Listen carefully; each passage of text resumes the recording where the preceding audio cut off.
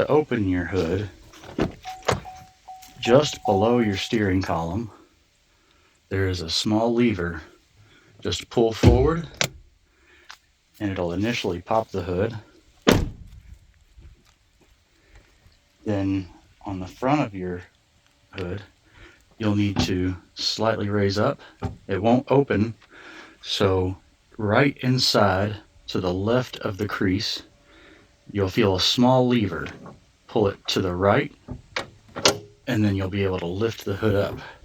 This is the lever that is hidden underneath of the hood. That will release it, and you'll be able to do what you need to do. To check or change the air filter, you will either need a flat-headed screwdriver, a Phillips headed screwdriver, or an 8mm socket and ratchet with a long extension, long enough to reach down the side of this box. You're going to start by pulling this red tab back on this plug to be able to remove this wire so we don't do any damage to it. This is your mass airflow sensor. So we'll set that aside to prevent any kind of damage to it when we go to open this lid. I'm going to show you with the Phillips head screwdriver.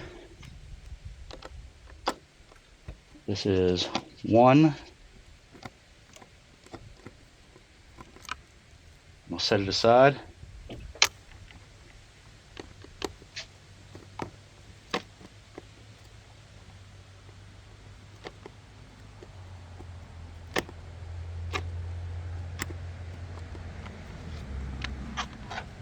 Two.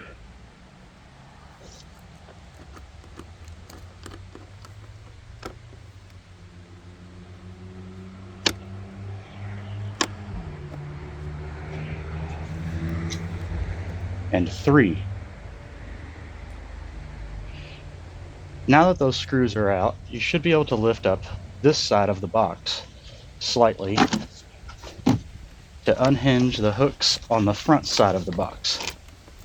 These are the front side hinges. So you'll need to pull this way and lift up at the same time, and you'll have access to your air filter. It's just laying flat in there, so you can remove the air filter.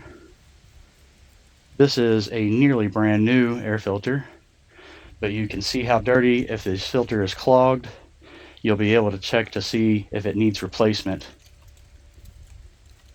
or for the opportunity to put a high efficiency air filter in. So when we go to reinstall, it's important that you lay it back in there with no gaps, that it's not wrinkled or has anything that will prevent the seal around this outer edge from sealing properly. You'll push back on the box, and once you have it with the tabs in their place, you should be able to pull it towards the fender and push it down shut. You can now reinstall the screws.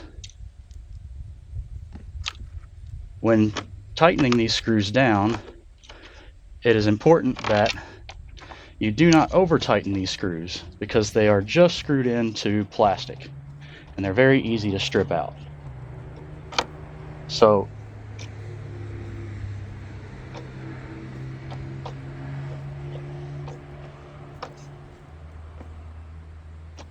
you'll feel it come almost to a stop where it gets much tighter. And you just want to snug those guys up. They don't need to be overly tightened, just tight enough to hold the box shut snug.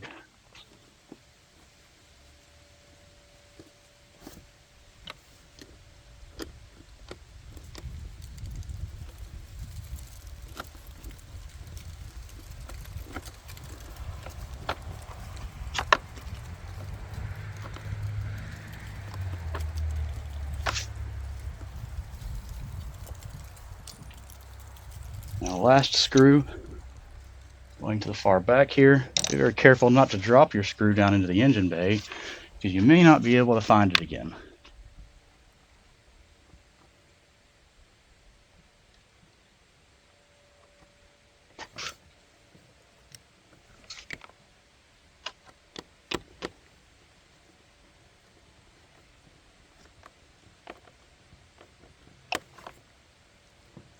Now, to be sure to put your plug back into its location, we'll snap it forward.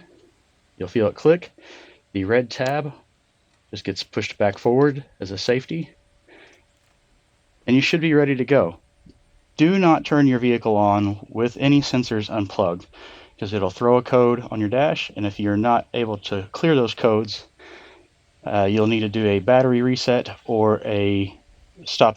Most local parts stores will allow you to clear your codes because you know what has caused it.